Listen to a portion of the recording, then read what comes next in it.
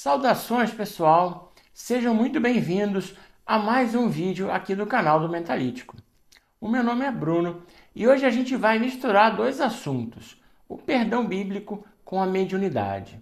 Eu não sei quanto a vocês, mas toda vez que eu ouvia as passagens bíblicas que faziam alguma referência ao perdão, ou qualquer pessoa dizendo que a gente tinha que perdoar, o que eu pensava era que esse perdão era alguma forma de benevolência para com o próximo, que nós estaríamos fazendo um favor para outra pessoa e não para nós mesmos.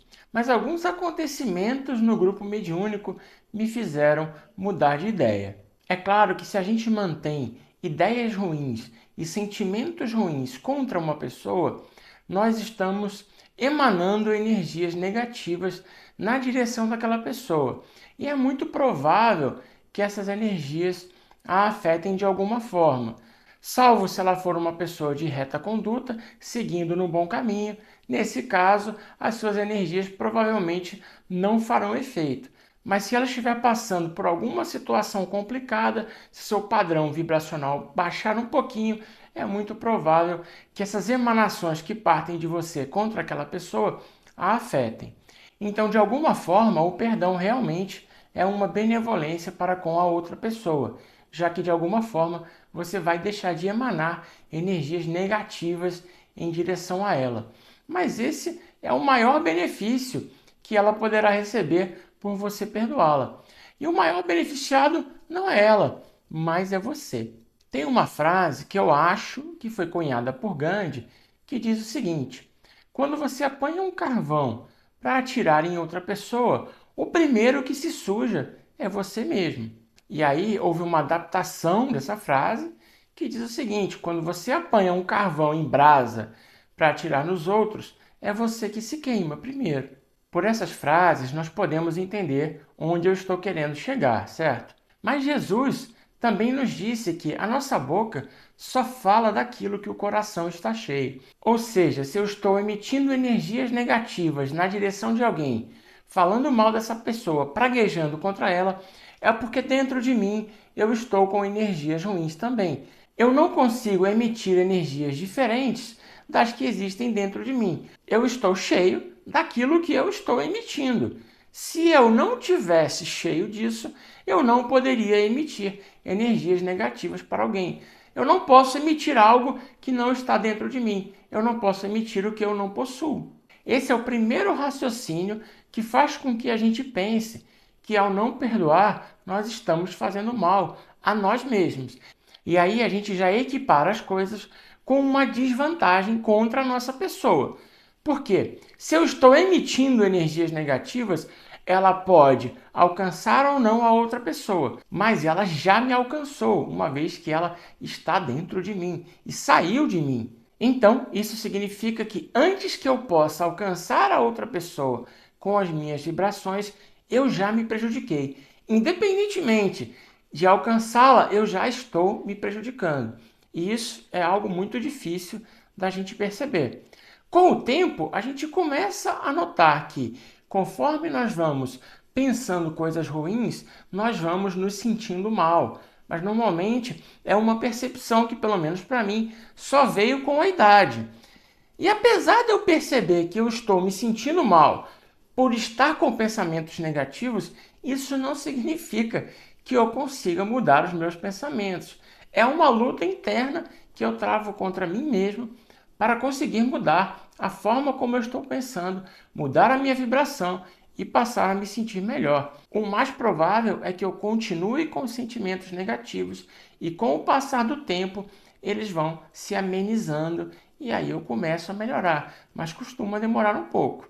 Eu não sei a situação de vocês, mas a minha é essa. Então, se você perdoa a outra pessoa, o que acontece é que você para de se sentir dessa forma, para de ter sentimentos ruins, energias negativas e começa a se encaminhar para uma vida melhor. Então, se você perdoa a outra pessoa, o primeiro reflexo é que as suas vibrações mudam, ou pelo menos você deixa de vibrar negativamente e começa a vibrar num sentido melhor e começa a restaurar as suas energias, a sua forma de pensar e começa a se sentir melhor no dia a dia.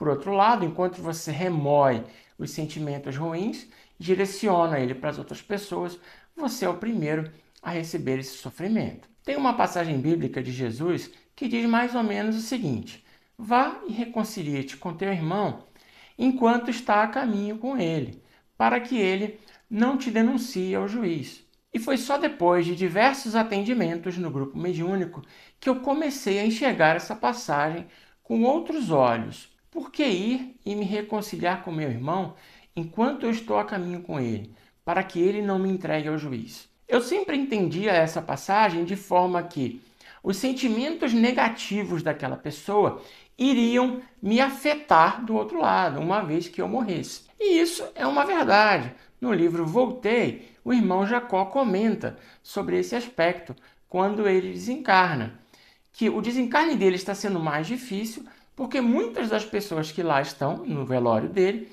têm sentimentos negativos contra ele, e isso dificulta o desenlace. É uma interpretação válida e real, mas eu notei o outro lado. Numa outra perspectiva, esse juiz ao qual você será entregue, ela é a sua própria consciência. E eu já vou explicar. Lá no grupo mediúnico, eu mesmo fui o médium de diversas comunicações, onde o encarnado, a pessoa que tomou o passe, que estava procurando a desobsessão, estava sendo obsediada por espíritos que estavam procurando vingança. O que eles queriam era se vingar dos tempos passados, de algo que aquela pessoa havia feito contra eles numa vida anterior. Existem os espíritos que buscam vingança contra algo dessa vida mesmo. Não estou entrando nesse mérito.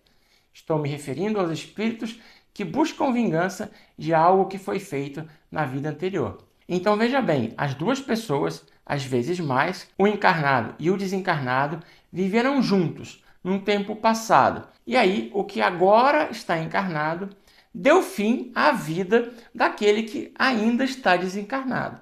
E o desencarnado está fazendo o papel de obsessor, está obsediando aquele que foi lá tomar o passe. Não sei se vocês já notaram, mas aquele que encarnou voltou primeiro.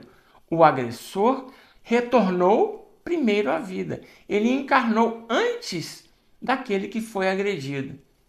Depois de receber diversas comunicações nesse sentido, onde o próprio espírito obsessor reclamava que aquele que havia o agredido estava tendo uma outra oportunidade de encarnação e ele mesmo, que havia sido maltratado, tinha sofrido tudo aquilo, ainda não tivera a oportunidade de encarnar. E ele estava revoltado com isso. Por quê? Ele que me maltratou, ou ela que me maltratou, está tendo uma oportunidade e eu estou aqui. Eu acho que agora vocês entenderam o problema, né? Ou seja, os espíritos que sofreram uma agressão 200 anos, 300 anos atrás, ainda estão lá, remoendo as dores, sem perdoar, continuando atrás do agressor.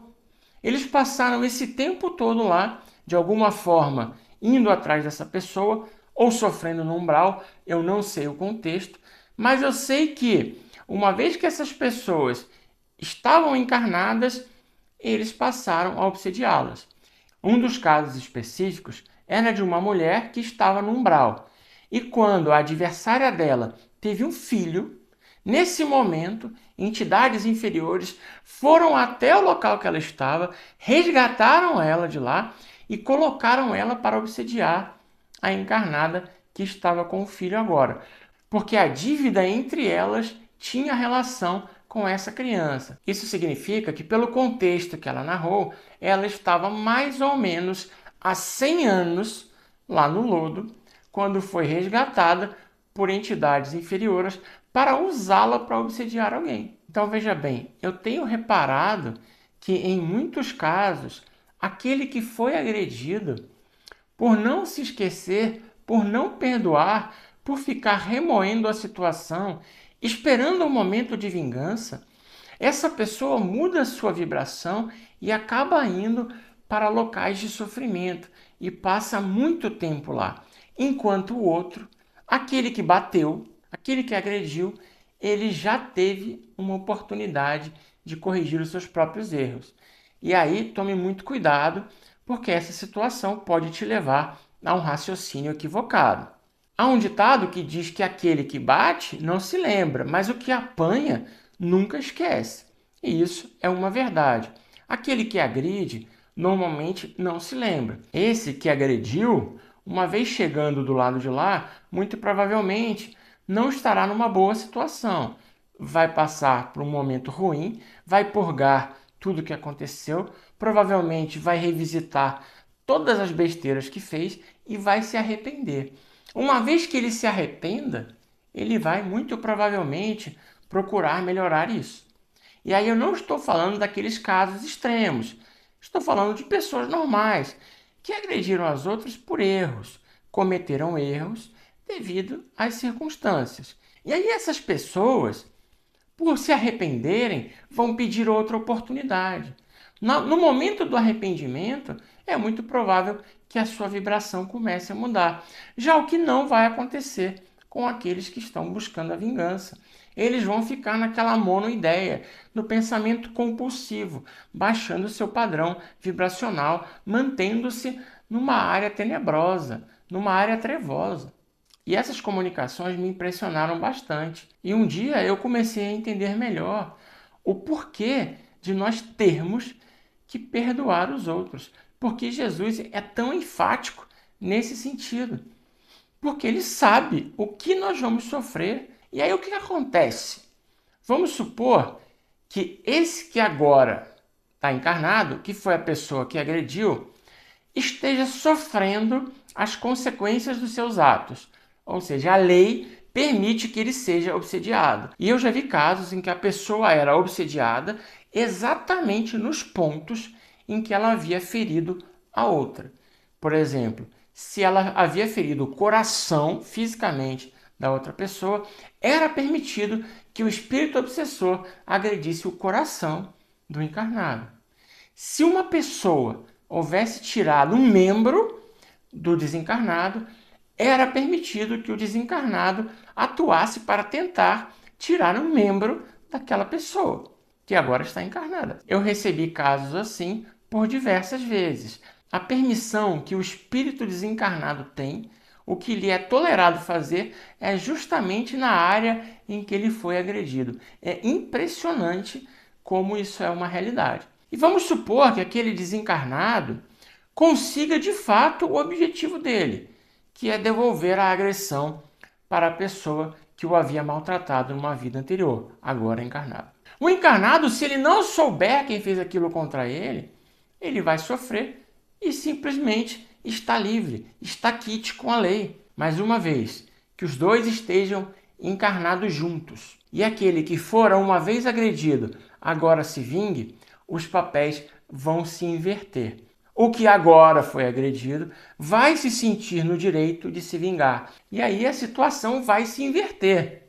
O algoz vira a vítima e a vítima vira algoz. O que foi agredido agora, que estava encarnado e sofreu as consequências do que fez na vida anterior, ele vai desencarnar, vai buscar vingança. E o outro que bateu vai estar tranquilo. E a situação muda. Aí esse que está tranquilo vai acabar reencarnando primeiro, e aquele que estava sofrendo por ter sido agredido vai encarnar depois, vai ficar obsediando. E existe uma chance disso ficar se alternando. E se olharmos por esse lado, o obsessor não estar encarnado acaba sendo uma bênção para aquele que está sofrendo as consequências da lei do retorno. Por quê? Porque ele não vai saber que foi vítima de alguém. Ele não vai remoer esse ódio. É muito melhor ser atacado por um obsessor do que ser atacado por alguém aqui e querer se vingar daquela pessoa e passar 200, 300 anos sofrendo. E o que acontece depois? Imagina depois.